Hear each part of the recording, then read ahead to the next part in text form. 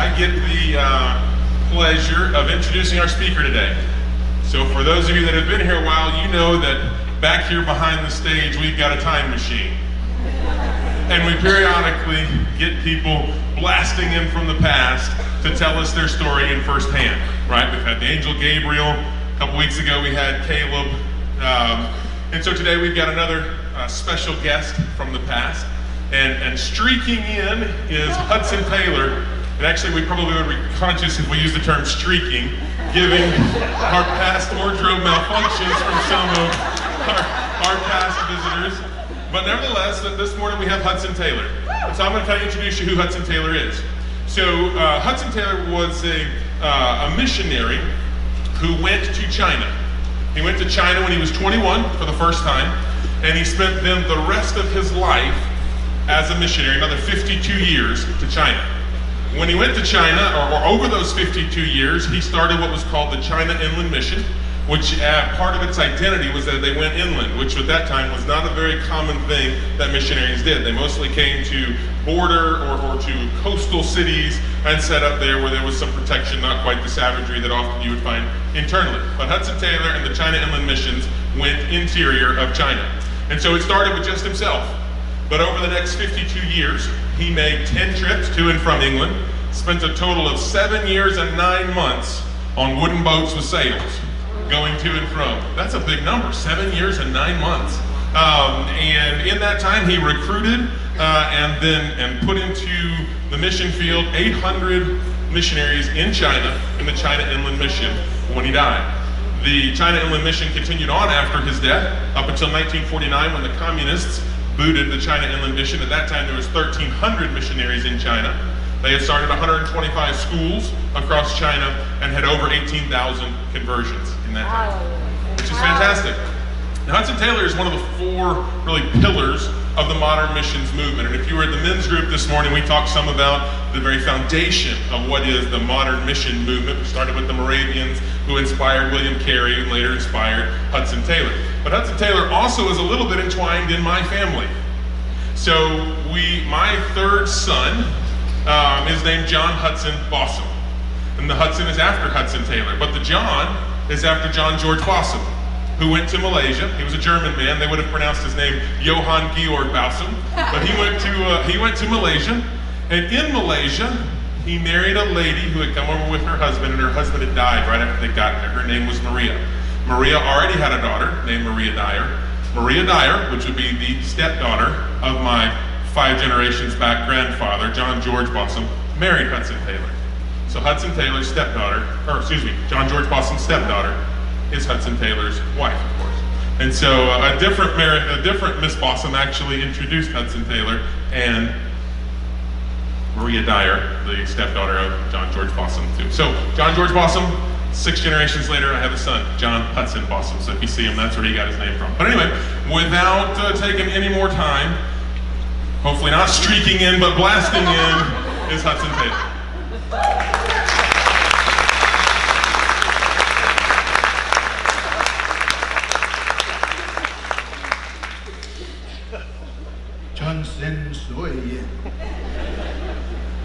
That's a greeting in Cantonese, I believe. I'm glad to be here. Thank you, Daniel, for that kind introduction. My name, as he mentioned, is James Hudson Taylor. I was born in 1832, which makes me 180-some years, 184 years old, whatever now, 186 years old. In light of that, I look pretty good. I'm here today to give you my testimony and to hopefully present to you some lessons that would be relevant to you now 150 plus years later. I was born in northern England. That's why I have this strange accent. I was born in a town called Barnsley. My father was a pharmacist, and my mother just a godly wife. My father was also a Methodist lay preacher. They were very devout Christian folks and raised us as such. However, when I reached my teenage years, I wasn't sure I believed in God. I'm not sure that I wanted to follow after all of that. And so I was wrestling with that. And at age 17, I'd gotten a job at a bank as a clerk. And and was doing that work. I didn't do it real long because my eyesight wasn't very good, and I couldn't do that under the oil lamps. So, but I was on a half-day holiday one day, and I came to the house. My mother had gone away on a trip to visit some relatives for a few weeks, and so I found myself alone in the house. My father was working, and my father had a lot of books, Christian books, and he had some pamphlets, some tracts, and so on. And I decided I would take one of these tracts and just read it, because see, these tracts had very interesting stories at the beginning, and then they got kind of preachy toward the end. And so I decided I'd just read the story, and then I quit reading when it got to the preaching. That was my intent. And I began to read it, and lo and behold, my interest carried me over that transition point into the preaching part a little bit. And I read in there this passage that said that Jesus, when he was being crucified, said, "It is finished." And that everything necessary for the forgiving of my sins that I was all too aware of, everything necessary there had been accomplished in Christ. And all of a sudden the Holy Spirit made that so clear to me, and I got on my knees there in my Father's office all by myself, and I asked the Lord to save me, and he did. He came into me, my whole mindset changed and all that. I was age 17. So it was another 2 weeks or so before my mother came home. And I was excited to get to tell my mother. Of course, back then we didn't have all the conveniences you have with telephones and such, so I had to wait till she got home to tell her about it.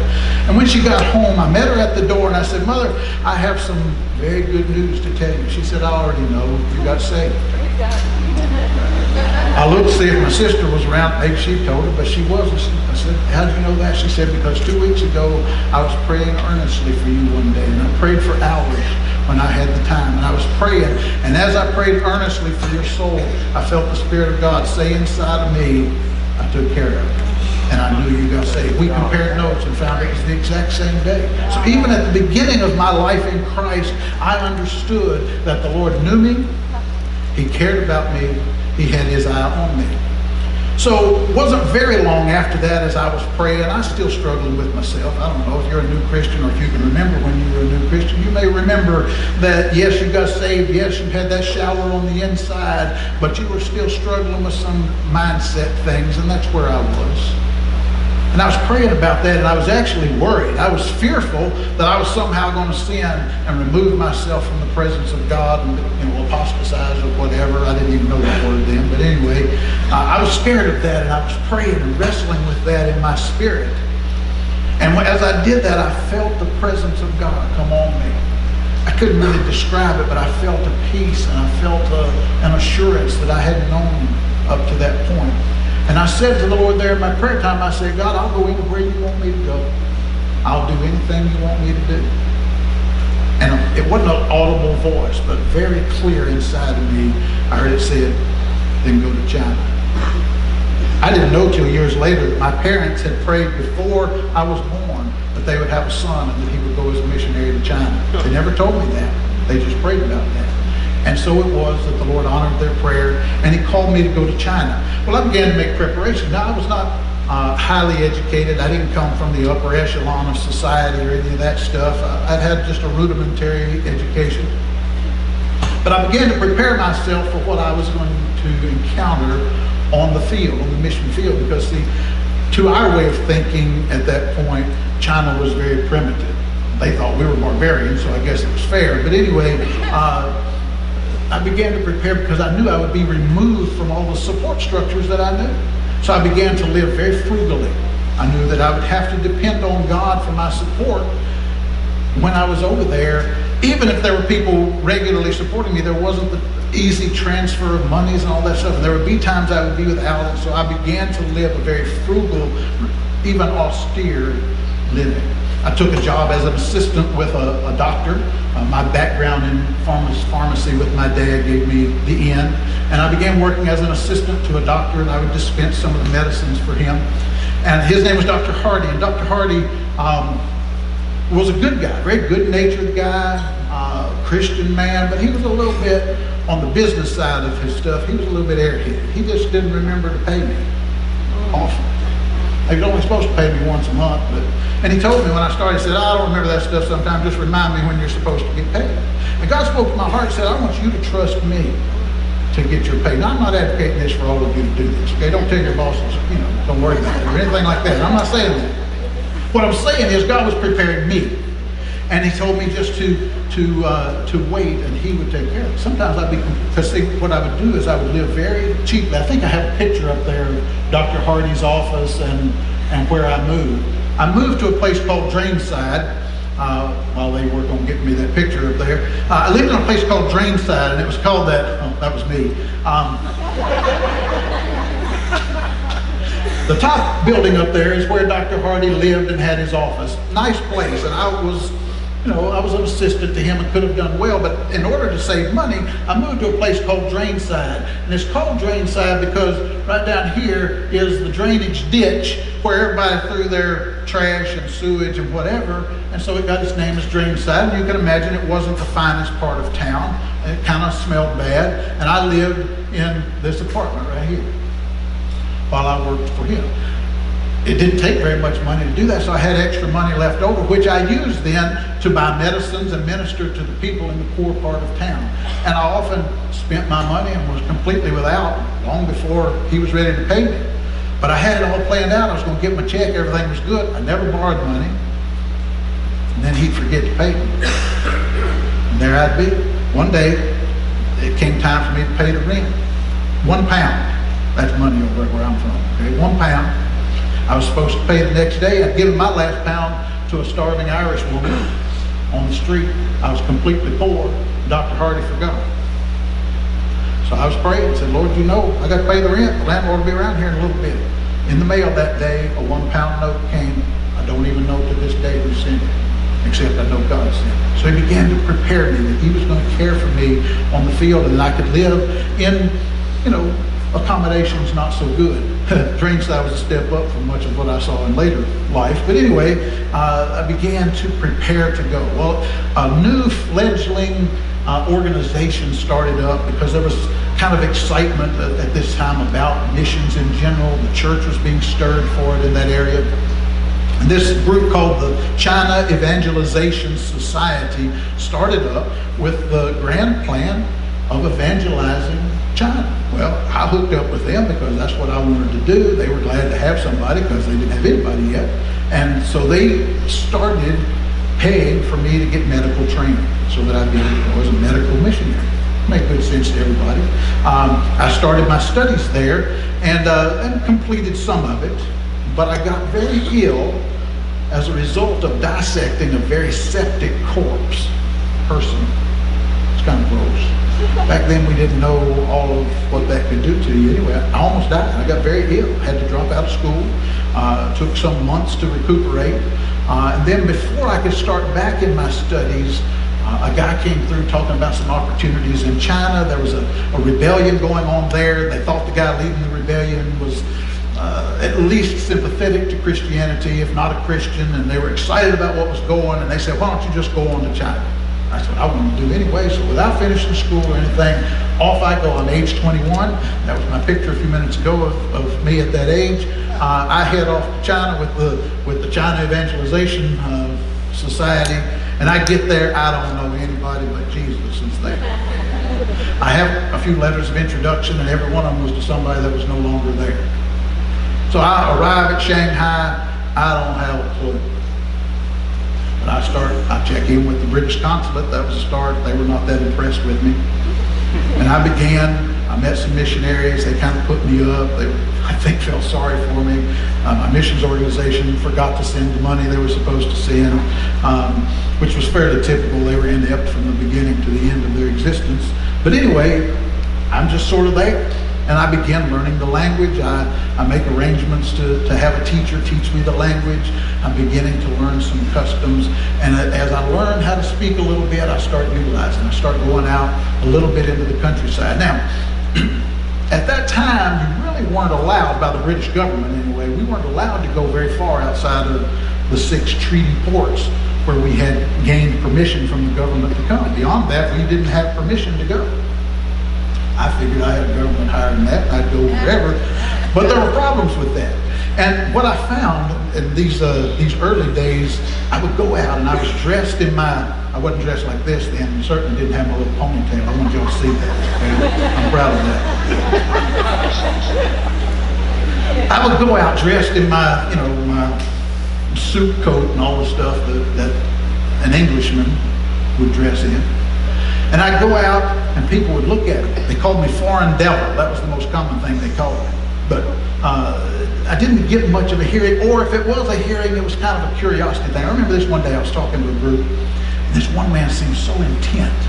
He was looking at me so inquisitively. I thought, man, I got one interested now. I thought I had one on the line. He was going to really be in.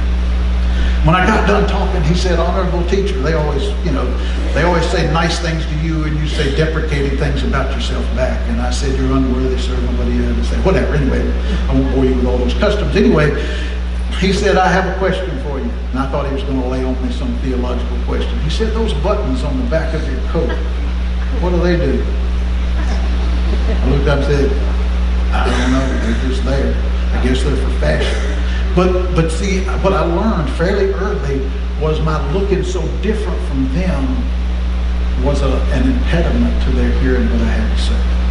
And so I feel like the Lord told me this, that I was to start dressing like them, to take away that obstacle, and to allow me to travel into the countryside more freely. Because in the city, they were accustomed to seeing Westerners. In the countryside, not so much. So I adopted Chinese dress at that time.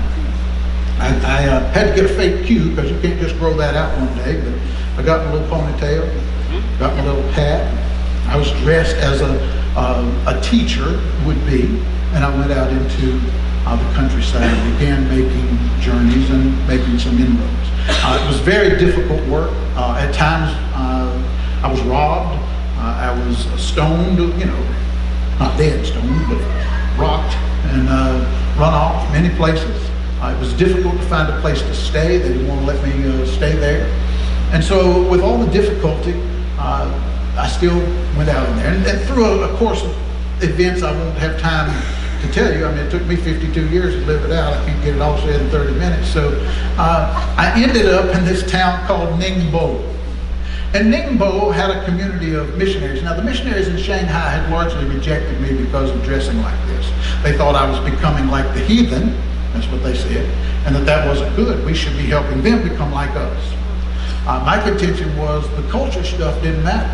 We needed to be not denationalizing them, but Christianizing, bringing the gospel to them that would set them free, and they could still be altogether Chinese and be Christian. That was my view, but that was very unusual at that time.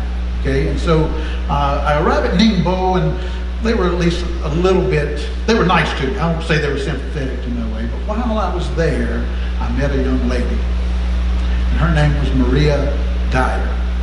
Maria, I had been in love back in England at one point, and she didn't want to go to China, and I didn't want to stay in England, and that had fallen apart.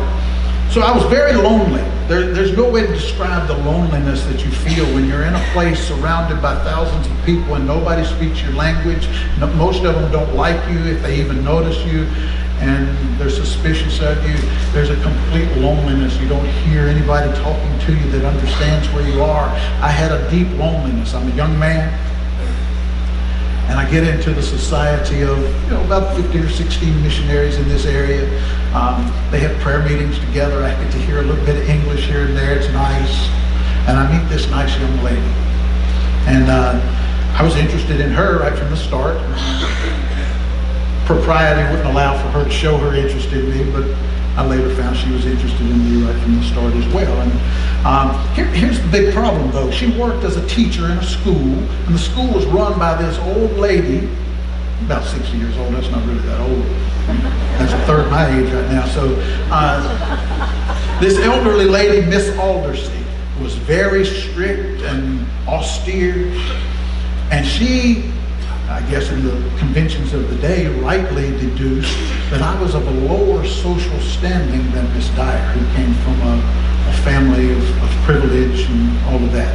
She was a lady by English standards, and I didn't quite attain to the rank of a gentleman. So she didn't approve of my showing interest in Maria.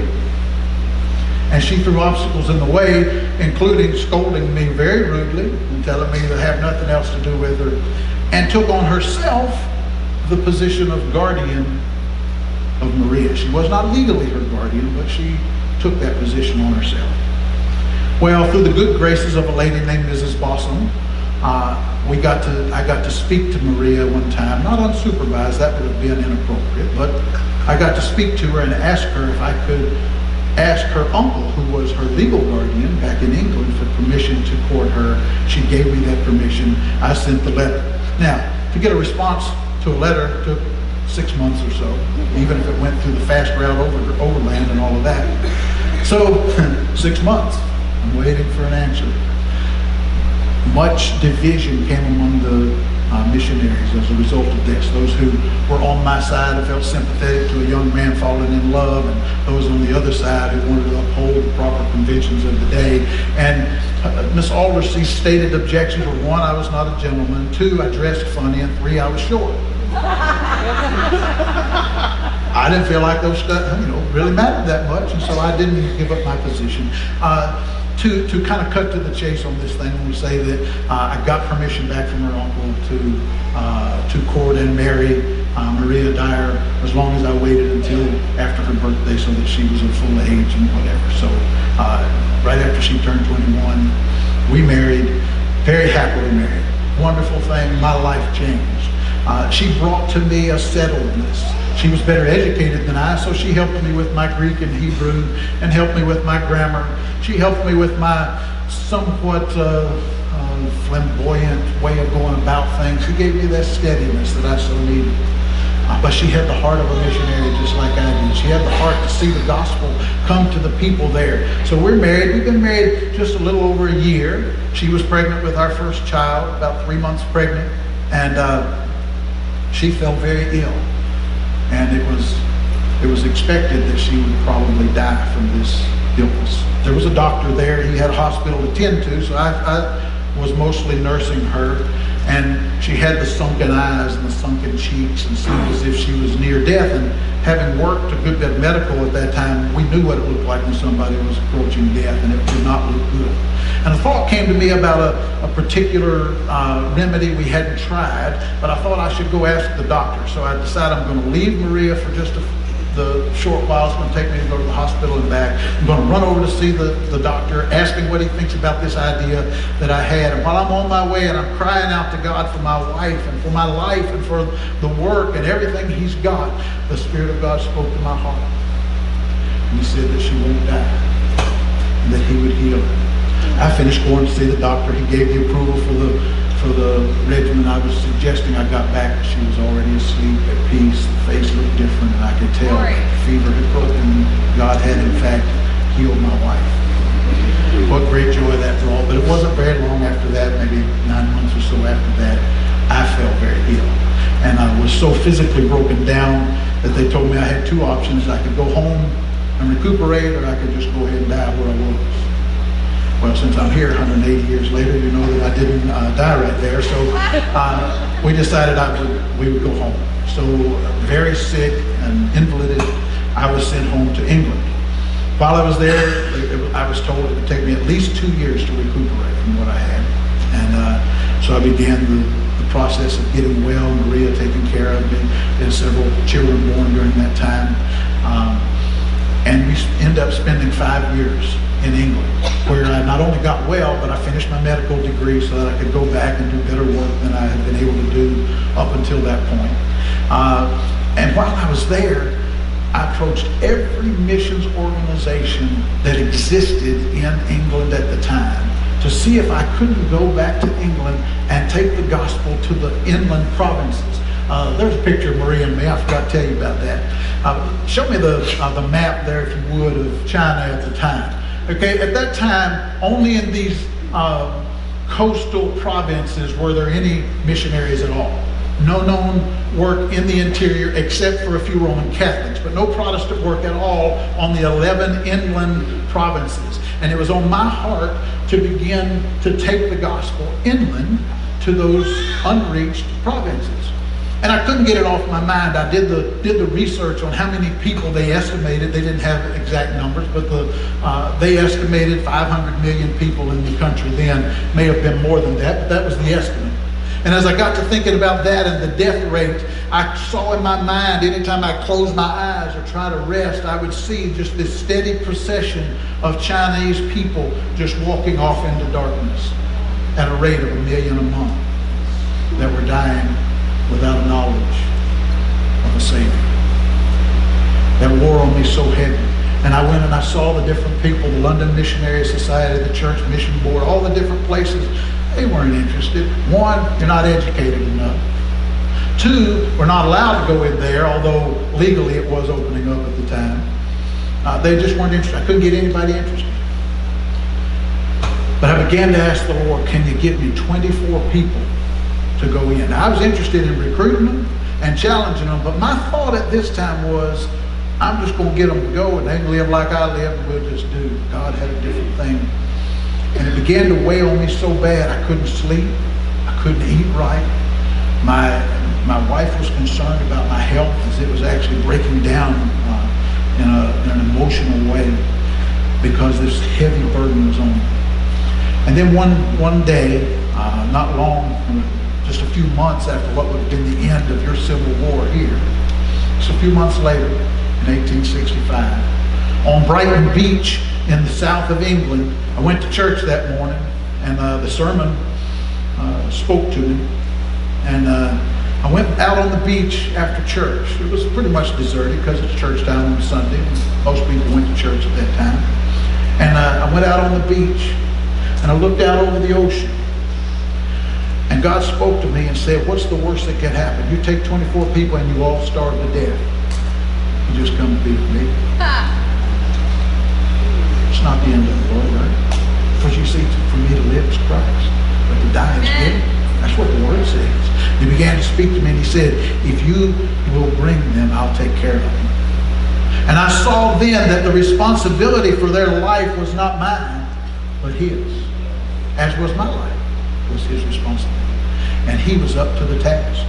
He was not unable. I was unable. I learned as years went on that God chose me to lead in this, not because of my greatness, but because of my weakness. He found a man weak enough that he could use to do a great work. And he did great work. And he did it even in me, but not because of me. It was because of him. And it was there that I decided that I would found the organization that we named China in Mission. And I began to recruit people to go. And one of the ideas that came to me, several ideas, one was that I could approach people who didn't necessarily have to have the big education. See, all the mission boards would only send people who had degrees, either medical or academic, that could translate the word or could minister to people physically, those sorts of things. That's the only people they'd send. Us more common folks, they really frowned on, they weren't interested in. And I said, God can use common folks. That's what he did with his own disciples. He didn't go to the colleges of his day to recruit his disciples. He went out and got fishermen, tax collectors, just common folks. And they turned the world upside down. And so I began to recruit those who were not qualified by the world standards. And then I had an idea that really shook everybody. Women could go by themselves. Now, women were allowed to go with other groups as long as they were married to somebody that went. I decided women are not excluded in the Bible from having spiritual gifts. In fact, I had observed many parts of society in China that I couldn't enter into because I was a man. But a woman would be granted access to those areas, the ladies there I'm talking about. So in many ways, women had access to ministry men couldn't even do. So the idea of letting a single woman go off, it just seemed a violation of all propriety. But I thought it made pretty good sense. So I began to put together the list of who I was going to send. I actually sent a few guys on ahead, and they began to do a work. And one guy sent ahead and was fixing to get married, sent his wife a month or two, or his fiance a month or two later, they got married over there. So I mean, we were doing things in a hurry and sending them off because God had laid this heavy burden on us to go and reach the unreached Chinese. And so we did. so we went there. And we took the gospel to them. But you know what? At times, let me tell you about the trip out. The trip out, we went on a boat called the Lammermuir, and I think I have a picture here of the group on the Lammermuir part. Here you go. This was our first group that went on the HMS Lammermuir to travel to China. You don't know any of those people. Let me just say that's me right there. These are my 4 oldest children.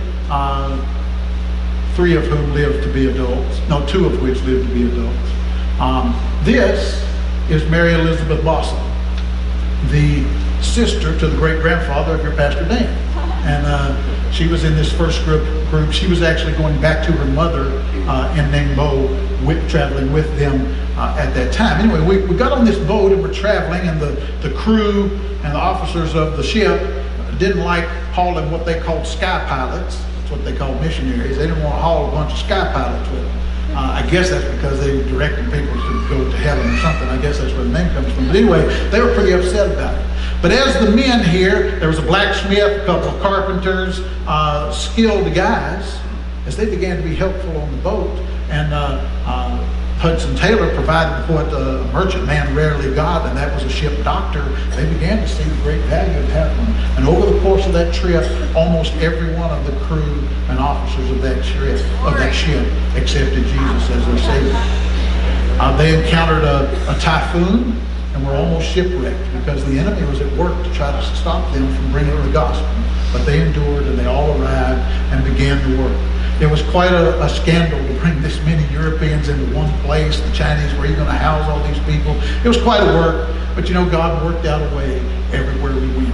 And we began to plot out our course, how we were going to get to each province, and how we were going to send 2 people. Sometimes it'd be 2 ladies, sometimes it'd be a married couple, but we would, or sometimes 2 men, we would send out to a province, and we began to establish all of those things. And Daniel kindly told some of the numbers, and I won't repeat all that, but let me say the gospel was spread throughout China. To jump forward to today, I would say that many of the places where the churches began to grow up after the heel of communism lit up a little bit, the underground churches began to spring up, largely reflected, if you did an overlay map, of where the gospel had been taken over 100 years before. His word does not return void. It accomplishes the purpose for which it's sent. So what can we learn? Can we learn from some of the stuff I learned? What are the lessons? If I was going to come and say to you, what can you learn from this? 1, you can learn to trust God to be your source, whatever's going on around you. I understand you have a job. I hope you have a job if you need a job. And God provides through that job. But can I tell you, even when you don't have a job, even if your father and your mother forsake you, the Lord will lift you up, the scripture says. He knows you by name, and He will provide for you. Cease to worry about that. Do your work hard. We worked all the time. You know, I understand food costs money. I understand all of that. But understand your Father in heaven knows what you have need of even before you do. So trust Him. God's work done in God's way will never lack God's supply. And so we should remember that. Second thing I would say for us to look at is, don't consider your weaknesses or somebody else's weaknesses as keeping them from doing God's work. You see, that was the mistake most of the missions agencies were making in my day, is they would only send the highly qualified, and as a result, they didn't get very many people, and they didn't get very far. When we began to open up the work to the working class people who were in love with Jesus and took the word, they went out. They could endure hardships that an academic often would not. And great things were done. So what I would say is, don't look at what man looks at on the outside. Man looks on the outward appearance. God looks on the heart, and you are not disqualified from doing His work. Third, I'd say it's not as big a problem today as it was then, but it's still a problem where we tend to think women can't minister. I know I'm probably messing with somebody's theology here. Let me tell you, when it lays out spiritual gifts in the Bible, it doesn't exclude ladies. There was work they could do that others couldn't do, and so they should. And we should not be restrictive either in the qualifications of somebody or based on gender. That doesn't disqualify from work. We got quiet at that point, so I know that's a hard one. Another thing that our agency did, which was very uncommon, is we accepted people from different denominations. As long as the essential Christian beliefs were held, we were okay if they disagreed with us on some points. And in talking to your leadership here, I know that this body holds that same view, that we don't have to agree on every point, except on those essentials that make us Christian. We're not, we don't believe in some mush God.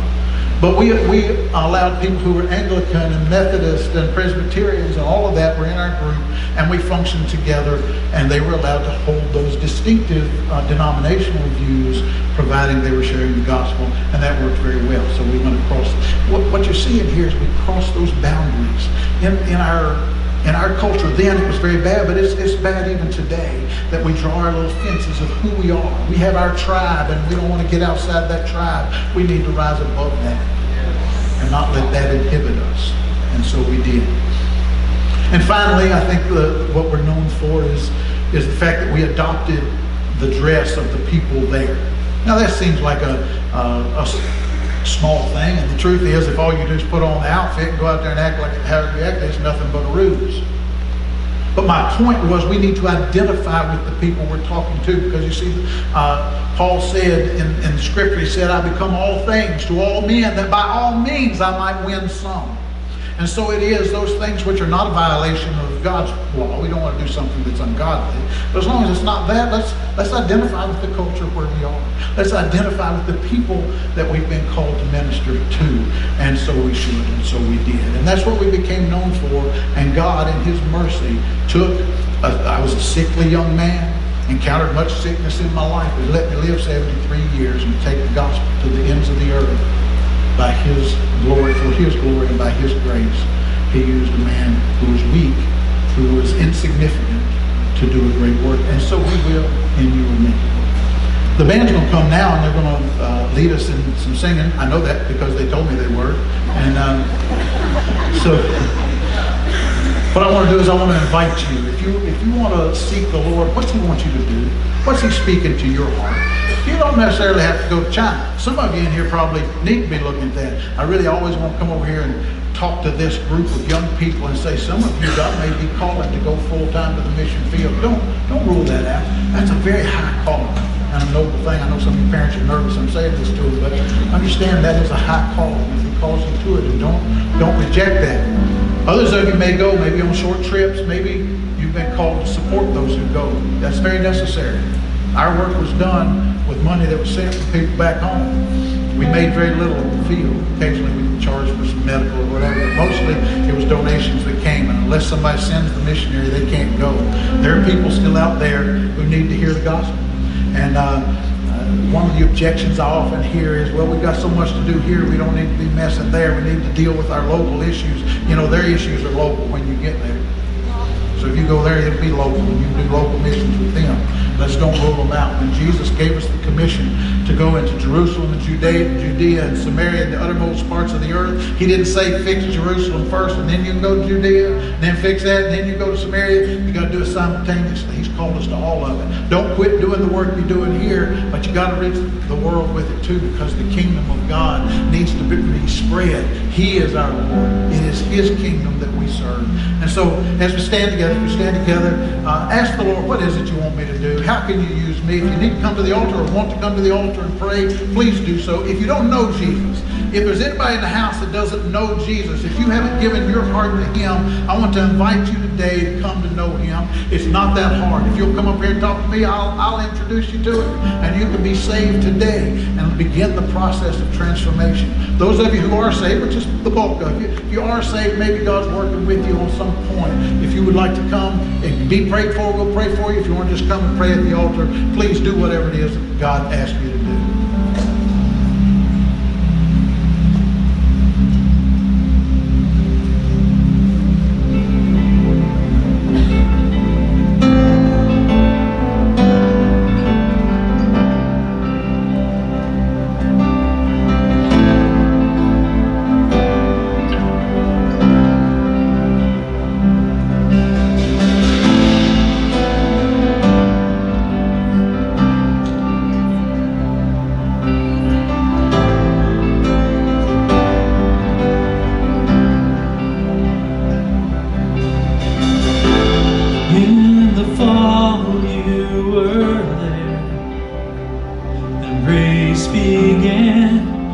before I was aware.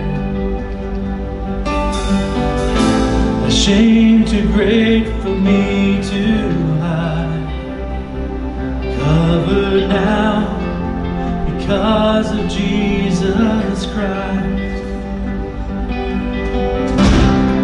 And I can't believe the price you paid for me, one you did not owe, so that I can know you. And how can it be that you chose someone like me to declare your praise for the glory of your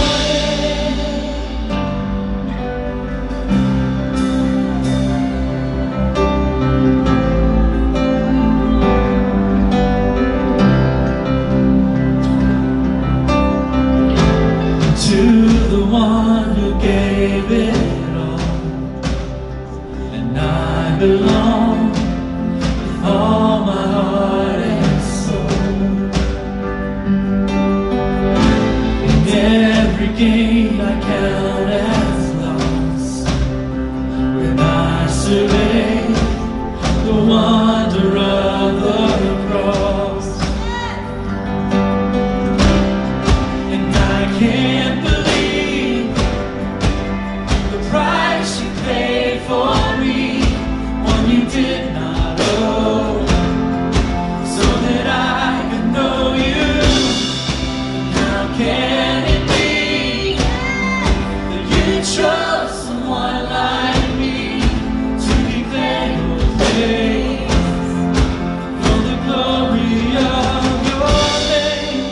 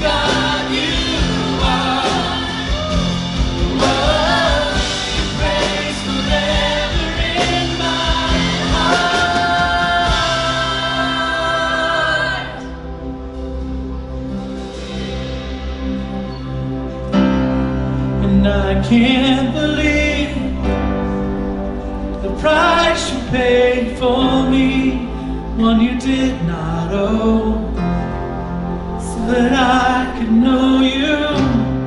And how can it be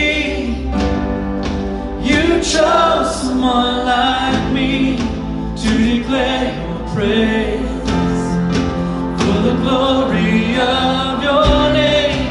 I can't believe the price you paid for me, one you did not owe, so that I could know you. And how can it be you chose someone like me to declare your praise for the glory of you gave your life upon a cross. Oh, to make your home within my heart. Oh, what a faithful God you are. Oh, your grace forever in my heart.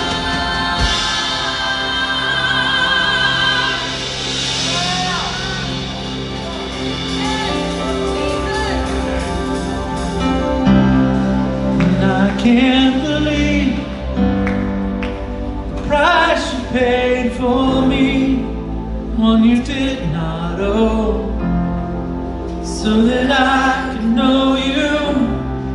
And how can it be that you chose someone like me to declare your praise for the glory of your name?